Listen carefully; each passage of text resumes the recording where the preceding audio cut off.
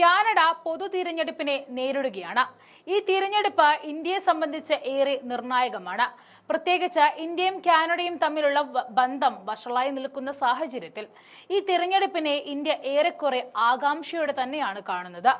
അതേസമയം കാനഡ പൊതു തിരഞ്ഞെടുപ്പിൽ ഇന്ത്യയുടെ ഇടപെടൽ നടക്കുന്നുണ്ട് എന്ന ആരോപണം ശക്തമായിരിക്കുകയാണ്. ഇന്ത്യക്ക് പുറമെ ചൈന, പാകിസ്ഥാൻ, റഷ്യ, ഇറാൻ എന്നീ രാജ്യങ്ങളും കനേഡിയൻ തിരഞ്ഞെടുപ്പ് ഫലത്തെ സ്വാധീനിക്കാൻ തന്ത്രപരമായ നീക്കം നടത്തുമെന്ന മുന്നറിയിപ്പാണ് വന്നിരിക്കുന്നത്. ഏപ്രിൽ 28-നാണ് കാനഡയിൽ വോട്ടെടുപ്പ് നടക്കുന്നത്. വോട്ടർമാരെ സ്വാധീനിക്കാൻ വിദേശ രാജ്യങ്ങൾ തെറ്റായ പ്രചാരണങ്ങളിൽ ഏർപ്പെടാൻ സാധ്യതയുണ്ടെന്നും പറയുന്നുണ്ട്. ആർട്ടിഫിഷ്യൽ ഇന്റലിജൻസ് ഉപയോഗിച്ചുള്ള പ്രചാരണങ്ങളിലായിരിക്കും തിരഞ്ഞെടുപ്പ് അട്ടിമറിക്കാനായി പ്രധാനമായും നടക്കുകയെന്നും ഉദ്യോഗസ്ഥർ എടുത്തു പറയുന്നുണ്ട്. വോട്ടർമാരെ തെറ്റിദ്ധരിപ്പിക്കുക, പ്രധാനമായും പ്രവാസി വോട്ടർ സമൂഹത്തെ സ്വാധീനിക്കുക എന്ന നിലയിലാണ് AI-യുടെ സഹായം തേടുക. സുപ്രധാനമായ ഒരു അന്വേഷണം വിദേശ ഇടപെടലുമായി ബന്ധപ്പെട്ട് ഈ വർഷം ആദ്യം നടന്നിരുന്നു. ഈ അന്വേഷണത്തിലെ നിർണായകമായ കണ്ടെത്തലായിരുന്നു ആർട്ടിഫിഷ്യൽ ഇന്റലിജൻസിന്റെ ഉപയോഗം ജനാധിപത്യ സംവിധാനങ്ങൾക്ക് കൊടിയ ഭീഷണിയായി മാറുന്നു എന്നതാണ്. മുൻ ധനമന്ത്രിയുടെ ഭരണകക്ഷിയായ ലിബറൽ പാർട്ടിയുടെ മുതിർന്ന നേതാവുമായ ക്രിസ്റ്റ്യ ഫ്രീലാൻസിനെ മുൻനിർത്തി ചൈന കാനഡയുടെ ആഭ്യന്തര രാഷ്ട്രീയത്തിൽ ഇടപെടാൻ നോക്കിയതിന്റെ തെളിവ് ടാസ്ക് ഫോഴ്സ് കണ്ടെത്തിയിരുന്നു.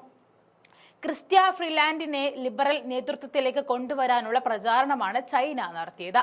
ചൈനീസ് സോഷ്യൽ മീഡിയ ആപ്പായ WeChat വഴി ഇക്കാര്യത്തിനായി ചൈന ദുഷ്പ്രചാരണ ക്യാമ്പയിൻ നടത്തിയതായിട്ടാണ് റിപ്പോർട്ട് പുറത്തുവരുന്നത്. 30 WeChat അക്കൗണ്ടുകൾ വഴിയാണ് പ്രചാരണം നടത്തിയത്. തെറ്റായ വിവരങ്ങൾ പ്രചരിപ്പിക്കുക, അതിലൂടെ പാർട്ടി നേതൃത്വത്തിലേക്കുള്ള തിരഞ്ഞെടുപ്പിനെ സ്വാധീനിക്കുക എന്നതായിരുന്നു ലക്ഷ്യമിട്ടത്. ഏകദേശം 3 ദശലക്ഷം തവണ ഇത്തരം പ്രചാരണങ്ങൾ വിവരങ്ങൾ ആളുകൾ കണ്ടുവെന്നും ടാസ്ക് ഫോഴ്സ് പറയുന്നുണ്ട്. ലിബറൽ നേതൃത്വത്തിലേക്ക് എത്തുമെന്ന് കരുതിയവരിൽ ഒരാൾ നേപ്പിയൻ MP-യുമായ ചന്ദ്ര ആര്യയെ നേതൃത്വത്തിലേക്ക് മത്സരിക്കുന്നതിൽ നിന്നും അയോഗ്യനാക്കിയതിന് പിന്നിലും വിദേശ ബന്ധവുമായി ബന്ധപ്പെട്ട ആശങ്കയാണെന്നും ഗ്ലോബൽ മെയിൽ റിപ്പോർട്ട് ചെയ്യുന്നുണ്ട്. നേരത്തെ കാനഡയിൽ നടന്ന സിഖ് വിഘടനവാദി നേതാവ് ഹർദീപ് സിംഗ് നിജറിന്റെ കൊലപാതകത്തിന് പിന്നിൽ ഇന്ത്യയാണെന്ന മുൻ പ്രധാനമന്ത്രി ജസ്റ്റിൻ ട്രൂഡോയുടെ ആരോപണം ഇരു രാജ്യങ്ങളും തമ്മിലുള്ള ബന്ധം വഷളാക്കിയിരുന്നു. ഈ സംഭവത്തിന്റെ പ്രത്യാഘാതങ്ങൾ തുടരുന്നതിനിടയിലാണ് ചന്ദ്ര ആര്യ ഇന്ത്യയിലെത്തി പ്രധാനമന്ത്രി നരേന്ദ്രമോദിയുമായി കൂടിക്കാഴ്ച നടത്തുന്നത്. എന്നാൽ ഇത്തരമൊരു കൂടിക്കാഴ്ചയെക്കുറിച്ച് കനേഡിയൻ സർക്കാരിനെ ചന്ദ്ര ആര്യ അറിയിച്ചിരുന്നില്ല.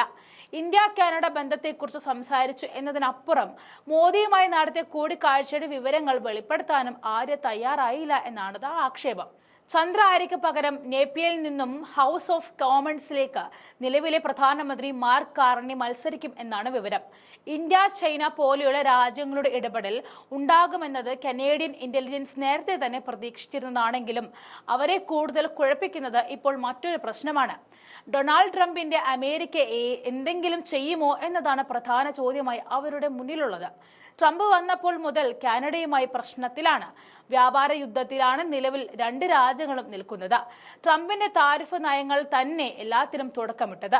കാനഡയെ അമേരിക്കയുടെ പുതിയ സംസ്ഥാനമായി കൂടിച്ചേർക്കുമെന്നൊക്കെ ട്രംപ് ഭീഷണിപ്പെടുത്തി.